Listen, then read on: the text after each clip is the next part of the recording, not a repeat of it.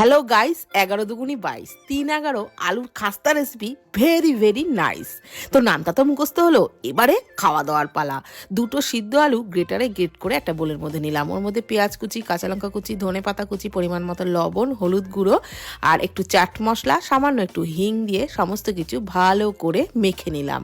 তারপর আরেকটি পাত্রের মধ্যে 1 বাটি ময়দা, পরিমাণ মতো লবণ আর একটু সাদা তেল দিয়ে ভালো করে মিশিয়ে অল্প অল্প জল দিয়ে ডোটা মেখে নিলাম। ঠিক লুচি পরোটার মতনই ডোটাকে মেখে নিয়েছি।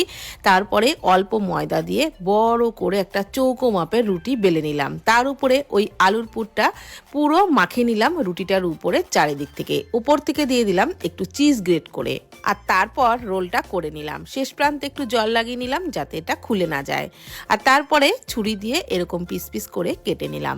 এদিকে আরেকটি বোলের মধ্যে ময়দা, ওর মধ্যে পরিমাণ মতো লবণ, চিলি ফ্লেক্স, সাদা তিল আর ধনেপাতা কুচি, অল্প অল্প